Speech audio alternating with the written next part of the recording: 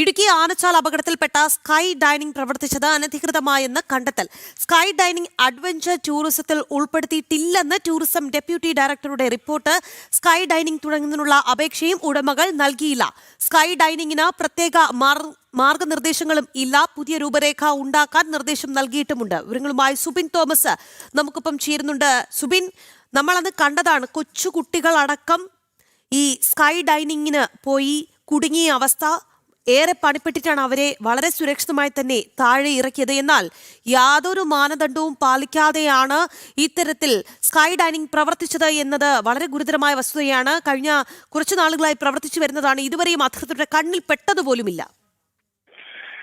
തീർച്ചയായും ഗുരുതരമായ വിഷയങ്ങൾ അല്ലെങ്കിൽ ഗുരുതരമായ നിയമങ്ങൾ പാലിക്കാതെയാണ് ഇത്തരത്തിൽ ഈ ഉടമകൾ ഈ സ്കൈ ഡൈനിങ് നടത്തിയിരുന്നത് എന്നുള്ളതാണ് ഇപ്പോൾ പുറത്തു വരുന്ന ഓരോ ദിവസം കഴിയുമ്പോഴും പുറത്തു വരുന്നവരും. അതായത് ഈ സ്കൈ ഡൈനിങ്ങിനെ അഡ്വഞ്ചർ ടൂറിസത്തിൽ ഉൾപ്പെടുത്തിയിട്ടില്ലെന്നും അതുപോലെ തന്നെ അഡ്വഞ്ചർ ടൂറിസവുമായി ബന്ധപ്പെട്ട് യാതൊരുവിധ അനുമതിയും ഈ സ്കൈ ഡൈനിങ് നടത്തുന്നതിന് ഉടമകൾക്ക് നൽകിയിട്ടില്ല എന്നുള്ളതാണ് നിലവിൽ ടൂറിസം ഡെപ്യൂട്ടി ഡയറക്ടർ നൽകിയിരിക്കുന്ന റിപ്പോർട്ടിലുള്ളത്.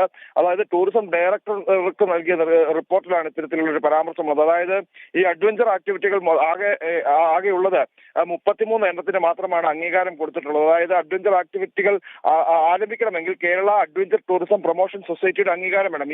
ഈ സൊസൈറ്റിക്ക് അപേക്ഷ നൽകി ഈ സൊസൈറ്റി നേരിട്ടെത്തി പരിശോധനകൾ നടത്തി അതിന്റെ സുരക്ഷ ഉൾപ്പെടെയുള്ള കാര്യങ്ങളിൽ ബോധ്യപ്പെട്ടുവെങ്കിൽ മാത്രമേ ഇതിന് അനുമതി നൽകുകയുള്ളൂ. അത്തരത്തിലുള്ള അനുമതികൾ ഒന്നും തന്നെ ഈ ഒരു സ്കൈ ഡൈനിങ്ങിന് ലഭിച്ചിട്ടില്ല എന്നുള്ളതാണ് നിലവിൽ ഈ ടൂറിസം ഡെപ്യൂട്ടി ഡയറക്ടർ നൽകിയിരിക്കുന്ന റിപ്പോർട്ടിലുള്ളത്.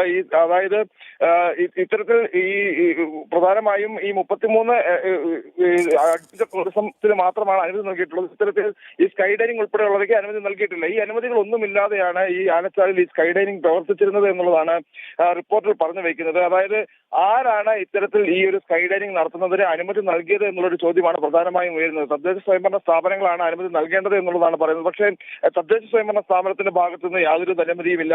ജില്ലാ ഭരണകൂടത്തിന്റെ ഭാഗത്തു നിന്ന് അനുമതിയില്ല. അതുപോലെ തന്നെ ടൂറിസം പ്രൊമോഷൻ കൗൺസിലിന്റെയോ ടൂറിസം ഡെപ്യൂട്ടി ഡയറക്ടറുടെയോ അനുമതി ഇല്ലാതെ പ്രവർത്തിക്കുന്നത് തീർത്തും അനധികൃതമായി തന്നെ അല്ലെങ്കിൽ ആളുകളുടെ ജീവൻ പണയം വെച്ചുകൊണ്ട് യാതൊരു സുരക്ഷാ മാനദണ്ഡങ്ങളും ഇല്ലാതെ ആണ് ഈ ഒരു സ്കൈ ഡൈനിങ് പ്രവർത്തിച്ചത് എന്നുള്ളതാണ് നിലവിൽ deputy director tourism deputy director നൽകിയിരിക്കുന്ന റിപ്പോർട്ടുള്ളത്. എന്തായാലും നിലവിൽ ഈ സംഭവവുമായി ബന്ധപ്പെട്ട് പോലീസ് അന്വേഷണം നടത്തി വരികയാണ്. വെള്ളത്തൂവൽ പോലീസാണ് അന്വേഷണം നടത്തുന്നത്. ഇതിന്റെ ഉടമയും നടത്തിപ്പുകാരുമായിട്ടുള്ള രണ്ടുപേരെ ഒന്നും രണ്ടും പ്രതികൾ ചേർത്താണ് നിലവിൽ അന്വേഷണം നടത്തുന്നത്. നിലവിൽ ഈ അഡ്വഞ്ചർ ടൂറിസവുമായി ബന്ധപ്പെട്ട് അല്ലെങ്കിൽ ഈ സ്കൈ ഡൈനിങ്ങിന് സ്റ്റോപ്പ് മെമ്മോ നൽകിയിരിക്കുകയുമാണ്. ഇത്രയും നാളും ഏകദേശം 2 മാസത്തോളമായി ഈ സ്കൈ ഡൈനിങ് ആനച്ചാലിൽ പ്രവർത്തിക്കുന്നു. റവന്യൂ വകുപ്പിന്റെയോ ഈ പറയുന്ന തദ്ദേശ സ്വയംഭരണ വകുപ്പിന്റെയോ ഒന്നും തന്നെ യാതൊരു ഇടപെടലും ഉണ്ടാവാത്തതും അല്ലെങ്കിൽ ഇവർക്കെതിരെ നടപടി ഉണ്ടാവാത്തതിനും പിന്നിൽ രാഷ്ട്രീയ ഇടപെടലുണ്ട് എന്നുള്ളൊരു ആരോപണമാണ് ഇപ്പോൾ ഉയർന്നു വരുന്നത്. പ്രധാനമായും ശരി സുബിൻ, എന്തായാലും സ്കൈ ഡൈനിങ് നമ്മൾ കണ്ടതാണ്. ഇടുക്കിയിലെ സ്കൈ ഡൈനിങ് അപകടം, കുട്ടികളടക്കമുള്ളവർ കുടുങ്ങിയിരുന്നു. എന്തായാലും ഈ സ്കൈ ഡൈനിങ് പ്രവർത്തിച്ചത് യാതൊരു മാനദണ്ഡങ്ങളും പാലിക്കാതെയാണ് എന്നുള്ള വിവരമാണ് ഇപ്പോൾ ലഭിക്കുന്നത്.